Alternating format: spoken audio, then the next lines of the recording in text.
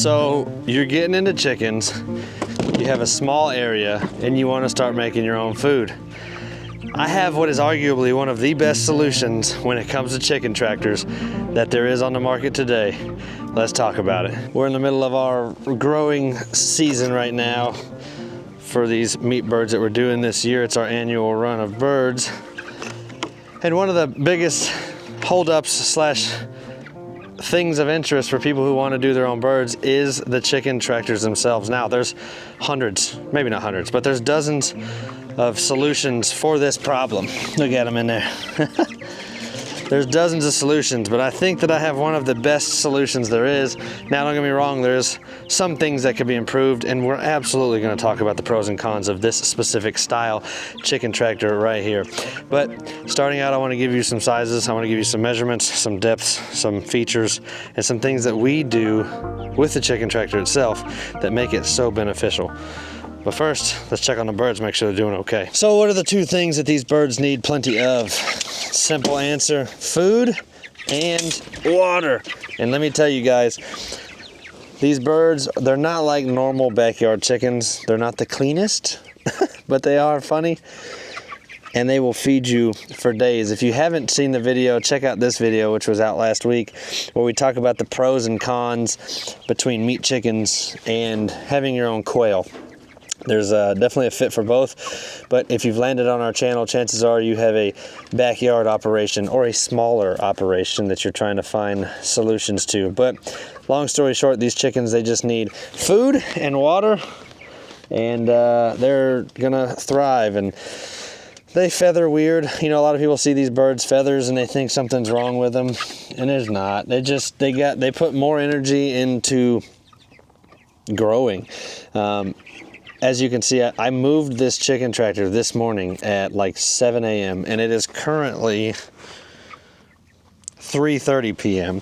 and you can see that they've already gone to the bathroom a ton in here. They've defecated a lot and they've made their area a little bit dirtier. And that is the key reason that if you're doing backyard chickens, you do what's called a chicken tractor.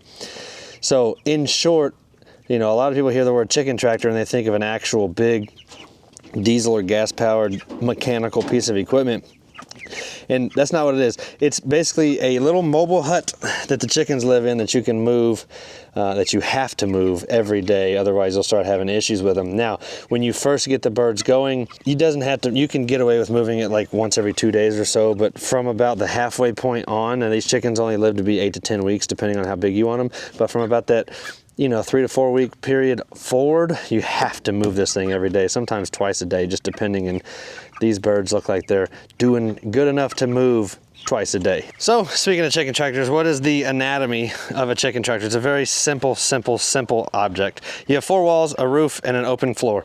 But the key thing to making it a chicken tractor is it has to be mobile. It has to be something that moves. So every model you're gonna see has tires or wheels or some sort of ability to move it. I have seen where people just leave it square, they don't have wheels, and they'll put a piece of round PVC on that bottom lip, and that PVC helps it slide. That's an awesome feature. But like I was saying in the intro, I have one of the best designs, I think. Now there's a couple things I would do different, but nothing major. So let's get into that. So first things first, how big is this thing? So this one, at its length and width, let me measure it for y'all. Now I have these tarps on here. So it is 77 inches long, and it is 2 foot tall. And all it is, it's a 2x4 frame. There's nothing special about it at all. It is simply a upper 2x4, a lower 2x4, and then 2 runners that go in the middle. And so what we've done is we have made 4 wooden frames. I'm sorry, there's not just 2 middle ones, there's 4, because you have your outer edge. So basically, guys, you have a box just like that, and then 2 pieces in the middle. So what I've done is I've made 4 of those pieces, and the raw, if you want a cut list, the raw dimension of the wood is 6 foot by 2 foot. So your upper and lower pieces, they're gonna be exactly 6 foot. Your inside runners, they're gonna be 21.5 inches, which makes it 2 foot tall. So you need 2 pieces that are 6 foot long, and you need 4 pieces that are 21 inches long. And what you'll get is a framed out box that is 6 foot by 2 foot. Do 4 of those. So you're gonna have 4, so you can see it visualized. There's 1, there's 2, there's 3, and here's 4. So you're just gonna make those 4, and you're gonna set them in a box, and you're gonna screw them together. And all I've done, as you can see, we've just done butt joints. So let me pull this over here a little bit so you can see better. But it's just the face of that box and the face of that box, and I've just screwed them together. And there's a screw that goes in from the back side here. So the flat one, you can see the screw right there. It just goes into the face of that one, and you create your box. And then on the inside, before you join them all, I apologize, and before you do that, you want to use 1/4 inch hardware cloth all around the interior. Now, when I install hardware cloth, I always put it on the interior and secure it to the interior. And the reason is these birds are pushing on it, pushing on it, pushing on it. I don't want to wear the fasteners out. You can see I just used a brad nailer, and I nailed them all the way down with staples. And so when you push on it, push on it, push on it, the birds aren't going to be able to loosen those. It's just because you're pushing against it. Now, we are in the winter time, so you can see these tarps all around it. They're not tarps, I'm sorry, they're banners. And all I've done is taken old banners and I've just screwed them to the side of it. Now, there is a website that makes custom sized banners, and sometimes I do just get blank banner material from them, cut to the size that I need, and I just slap that sucker on here. And it works fantastic. We're blocked on all 4 sides. The wind is blocked. It's super easy. But anyway, okay, so you've made your 4 pieces that are 6 foot by 2 foot. You've made 4 of them. You've screwed them all together, and so you have your main box frame basically. So then what you want to do is you just want to install your wheels. Now, don't get too caught up on what types of wheels these are or what kind you should do. Anything that you can affix to the wood to help it roll out, that's all you want to do, guys. That's it. It's just that simple. They do sell kits for these. They do sell tires for these. But what I'd recommend is take a rock and put it underneath this corner, install the tire, then take the rock out, because then you'll have this gap. See, I can put my hand underneath there. That's enough for it to move on its axis, because what you do is you pick that chicken tractor up and you roll it down. And I'm about to show you how to do that. So just get 2 tires. It doesn't matter where I don't even remember where I got these from. Maybe Harbor Freight or something like that. That may be where I got them from. But you're just gonna get your 2 tires. You're just gonna install them on the back half of the chicken tractor. So you can see that my lid, the opening is on the front, my tires are on the back. So speaking of the opening, let's go talk about that. So as you build these and as you do research, you'll see tons of options that have like a piece of rope or something that's the front handle, so they have rope or whatever. We used to do that, but the problem is that rope wears out and it breaks, and it always breaks at the worst time. So you can see that how we built ours is the wood framing here is actually the handle. So, and you'll also notice I have a hinged front section. So all we have is 2 door hinges placed right in line with the middle runners, and that allows this roof section to be opened and closed. Now the handle is just shy of 2 foot because we don't want it to scrape on the ground. We want to be able to open and close that. And then the same for this. So for this section, all you do is you're going to build a box. Let me see, you're gonna build a box that is 45 inches, and then our interior piece is gonna be, let me see if I can hook that, there we go, by 69. So you're gonna take and you're gonna cut 2 45-inch pieces, and you're gonna cut 3 69-inch pieces, and you're gonna butt joint them just like that on the inside, which gives you a total width of what? 6 feet. And then for the handle, I've added these angle brackets right here, and that is to keep the wood secure, because I can't tell you how many times I've done wooden projects and they just fall apart. That's just an added bonus. Now, once you make that, I added a piece in the middle right here, and that piece in the middle is simply for the plastic, or for the corrugated plastic, and a little bit of extra support. So once you have that, then you're just gonna attach your corrugated roof or whatever you wanna put on there. You can do metal, you can do clear, you can do white. The reason I have it like this is because this gives them a greenhouse effect. It lets some light through, but it also traps the heat with both. So this gives them a sense of daylight because I have all four sides wrapped, but it also keeps them warm and sheltered and protected. And then for the back half of it, you're just gonna add wood. I just grabbed some scrap wood, just put it on there. I didn't do nothing fancy. I put one 2x4 right here. I'll show you this. I put one 2x4 right here. Actually, that's a 2x3. 2x3, 2x4, doesn't matter. Then I put a trim board right there. Look at that, it's just a 1x trim board, and then nothing on the back. And that is because, look, the roof slopes down. And that way, when it rains, the water rolls, obviously not right now because we're downhill, but it rolls off of this plastic, drops onto this, and then rolls off the back. And on level ground, it works fantastically. Now, it does not work fantastically when, like right now, we're running downhill. So, you know, pluses and minuses. Luckily, we're not in the rainy season right now. But if I was, I'd have this chicken tractor, I'd have it built the other way and we'd go the other way with it. So, you got your four walls, you got your two hinges. Now, how do I keep it secure? Once you close it, you can see, I used to do these barrel bolts, but the problem with these barrel bolts, the second it gets wet or it rains, look, you can see how off it is. It's just not gonna work anymore. Just straight up, it's just off. It ain't gonna work. So I changed and I got these just basic little clips right here.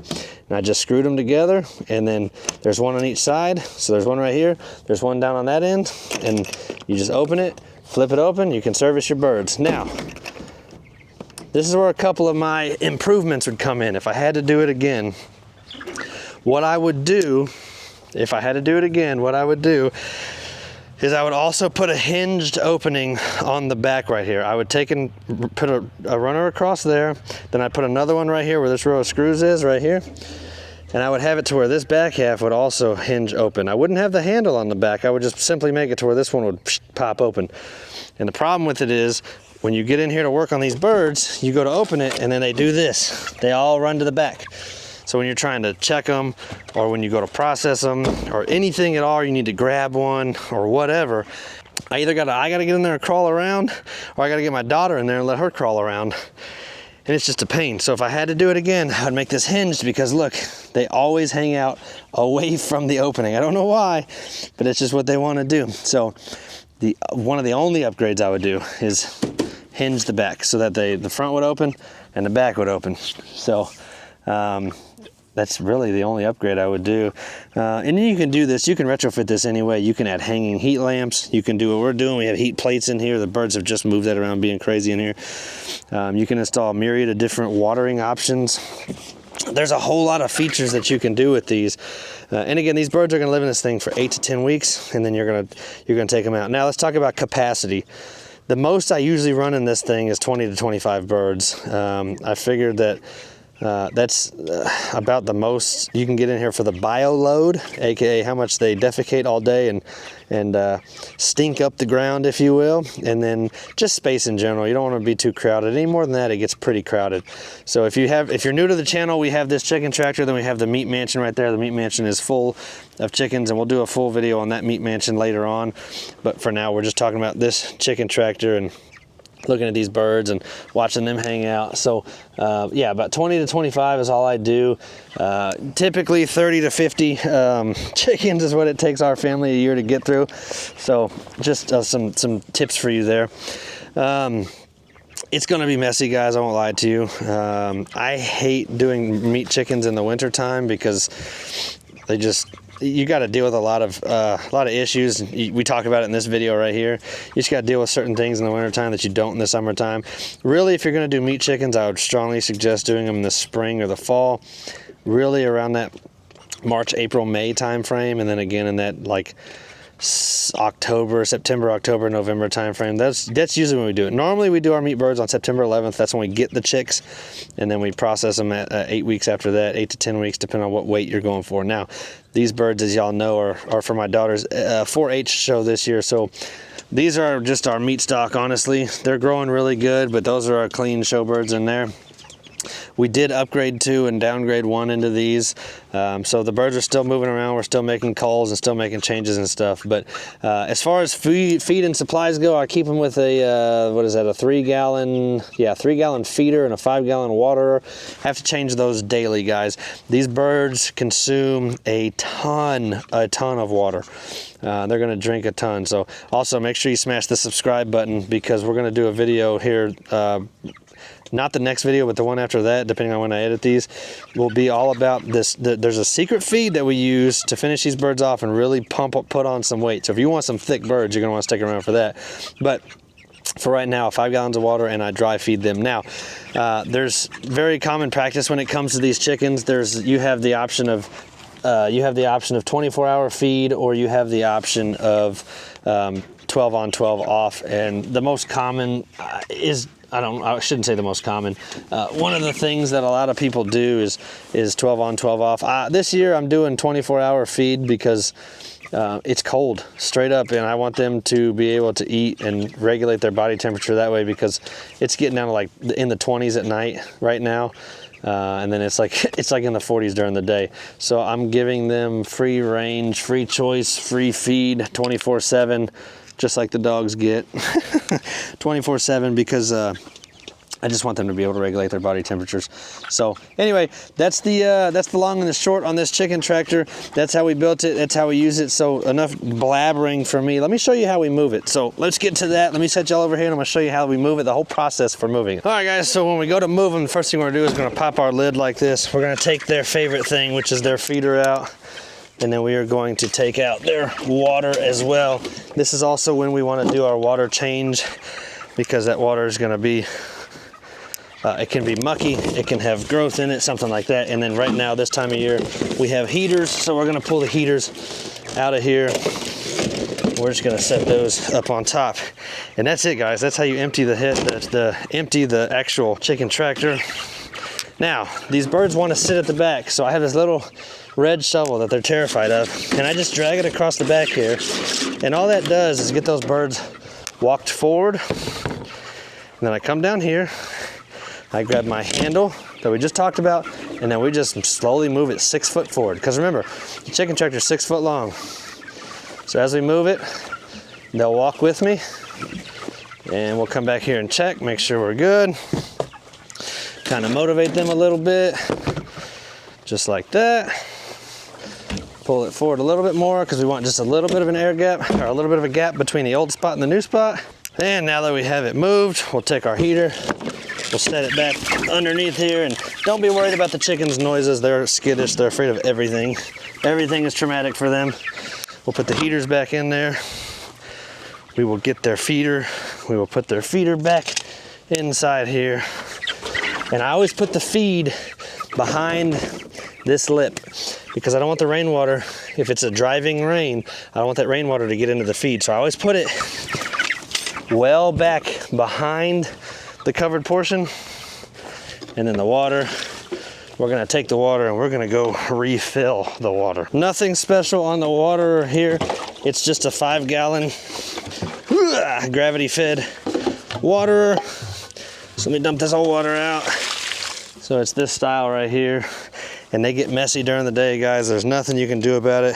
And I'm not gonna be one of these channels that tries to sugarcoat it and say, oh, the birds are so sweet and fluffy, and nah. They're messy, and you're gonna have to clean up after them. So it is what it is. So every time I just come out here and I rinse off their water, make sure the inside's clean, and then we're gonna cap it like that while it fills. Whoop. And then how it works is that jug sits in this basin, and there's a water trough lip right here, or I'm sorry, a water outlet lip right here, and through the lid being secure in the O-ring, it makes a vacuum, and so when that mouth gets underwater, it stops dispersing water. That's the most non-technical way I can explain that. So real quick, bam, it's full. Of course, we have a frost-free hydrant here because we don't want to not have water during the winter with all the animals that we have. And then I'll show you here, this base, just because of the weight, locks in, and then there's that mouth. Right now it's capped. Let's go over to the chickens and I'll show you what I mean with all that scientific garbage, or with all that scientific jargon I just gave you. Let me get over here and I'll pick y'all right back up. Okay, so y'all are in there with the chickens and they're gonna act like they've never seen water in their lives every time you put this in here. So one thing to note is that this mouth needs to be running pretty flat, pretty level. So if you have a super downhill stretch, I take a piece of scrap wood and put it underneath the front here. But how this works, let me show you.